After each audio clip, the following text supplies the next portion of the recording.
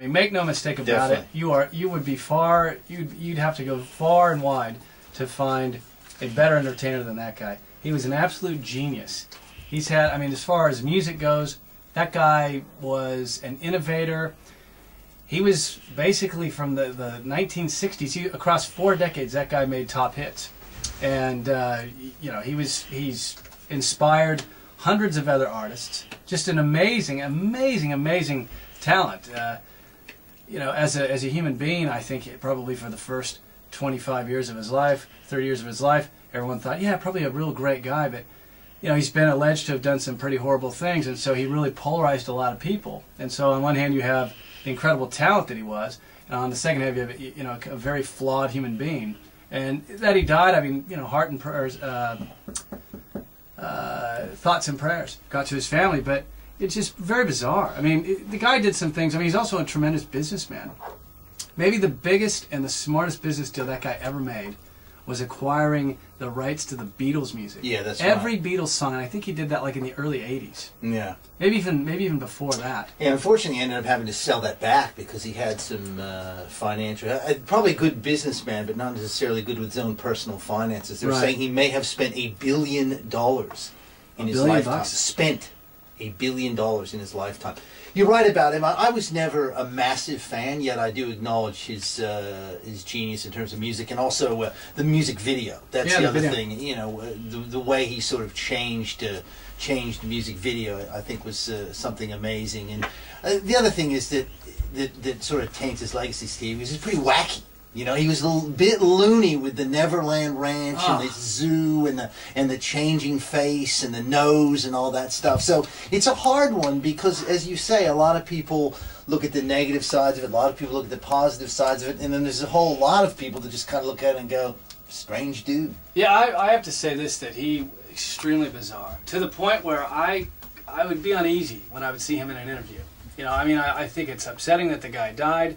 And but I liked some of his songs. I mean, you talked about the childhood thing. When I think of some of the songs, and every song tonight that we have is a Michael Jackson song or a Jackson 5 song, as a tribute to what that guy did. But it reminds me of my youth, and I had great youth, a lot of fun, and so a lot of those songs bring back good memories for me. But you're right. I mean, just so bizarre and truly, I mean, probably a very tormented person because. Yeah. You know, there wasn't a lot of self-love there, I don't think, because when you take a look, the guy was changing his face every 6 months, it seems, and that's quite sad. And during, you know, over the last 15 years, these bizarre changes and the bizarre behavior, I thought, man, that guy's screwed up, and he's gone now. Yeah. And it's upsetting, it is. But tonight we'll do a musical tribute to the guy, and I think of him as. Is a tremendous talent. Performed in a Super Bowl. I can't remember which one it was, but he performed at halftime of the Super Bowl, and by all accounts, I'm trying to remember it personally, but I heard some people talking about it over the weekend. Put on an amazing show. Like I sort of have it in my head, but I mean, definitely. I can't remember which one it was. And, you know, obviously an incredible performer. I've heard people say the greatest show I've ever seen in my life was the Michael Jackson show. So I've heard 2 or 3 people say that on the air. So you're right, absolutely amazing. Now the other one, and I know you probably could talk for a little while on this, but we'll have to temper it back a little bit, is Farrah Fawcett, who was sort of the pin-up girl for a generation. Oh, Eddie. Which you would have hit. You would have been. I was about. I think 14. I think I probably was. I was in like the 6th or 7th grade. Okay. Yeah. So this is late 70s when I got that. I first got the red bathing suit. Oh yeah, I had that on the wall. That gal got me through. I say that girl got me through the awkward stage of my adolescence. She and Suzanne Summers did. And yeah, I mean it's she was. I'm trying to think of the equivalent today. But she was the hottest gal in America. Well, there's so many today. That's the problem. I mean, back then it was such a different situation. Now it's like, you know, every day there's a new hot woman coming out. But, you know, with Charlie's Angels, which was sort of groundbreaking, as cheesy as it was, you know, 3 hot babes, you know, doing police and detective work, you know. So, but yeah, absolutely. It inspired a film, Ed. It inspired a film. And she was, Farrah Fawcett. So she wasn't taken that seriously as an actress because she was quite pretty and had the big hair, huge hair, massive hair, skinny blonde with a lot of hair. Very attractive gal. Always apparently very nice.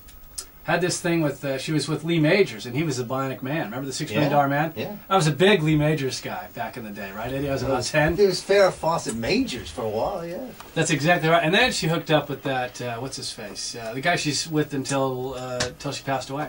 Yeah. Not Ryan O'Neal. Ryan O'Neal, that's right. So she was never really taken seriously as an actress, and then she did that Burning Bed, I think in the 80s, where she played a battered wife, and she won some serious acclaim over that. Got, I think, an Emmy or something like that for that, or maybe a couple Emmys. So yeah, she died of cancer, and apparently was, from all accounts, very courageous. I think cancer, you know, they talk about, we got to cure this, we got to cure that. We got to cure cancer. When you cure cancer, you cure pretty much everything else. Yeah, it's pretty depressing. And cancer also took the life of Ed McMahon, that we mentioned earlier, the sidekick for many years of Johnny Carson. Ed McMahon was great. You know, he was one of the great people of all. I mean, I loved Ed McMahon. Every time you look at a talk show now, and there's a sidekick, like tonight, Rove was on, and his little sidekick was there. That sidekick was inspired by Ed McMahon. That's right. Paul Schaefer, of course, in the band with Letterman, Andy Richter with Conan. Ed McMahon, yeah, was sort of the last of a dying breed in a way, because he actually sat there on the couch with Johnny and sort of facilitated the jokes. Yes, he did. And was really there to support. You know, Johnny would tell a joke that maybe wasn't that funny, and then he'd give him the you know, the big laugh. Kind of he thing. did. He had the great laugh. And whenever Johnny would say something, he'd say, you know, Ed, it is Friday, and he'd come up with that. You are correct, sir. Yes. It is Friday. It is Friday. So yes, 3 people in 1 week.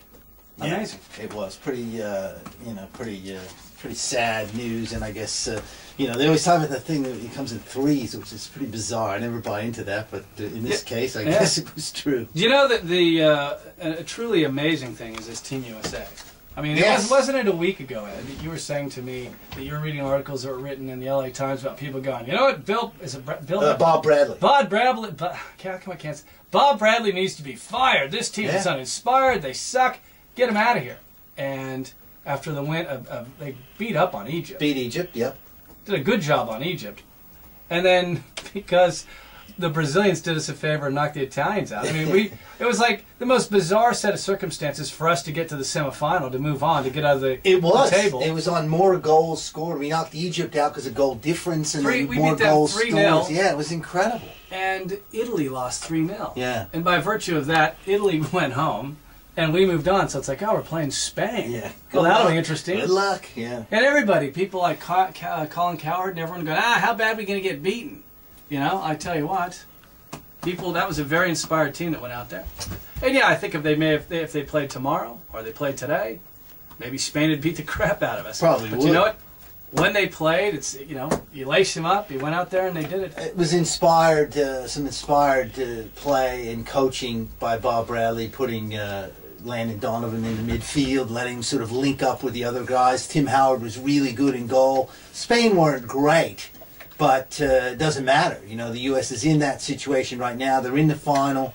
I'm not holding great hopes out that we'll beat Brazil. But this is a great win. And the reason why you said it was the biggest win in history was because, for a couple reasons, I would say. There have been bigger wins in the past. The one in 1950 World Cup beat England. There were a couple other big wins. There's a win over Trinidad and Tobago to get into the World Cup in the 90s. But the eyes of the world were really on this U.S. team because they've been so bad in those 2 games. Terrible. And it kind of looked like we're getting ready to go to South Africa. This is going to be embarrassing. But the idea of turning it around so well is really good.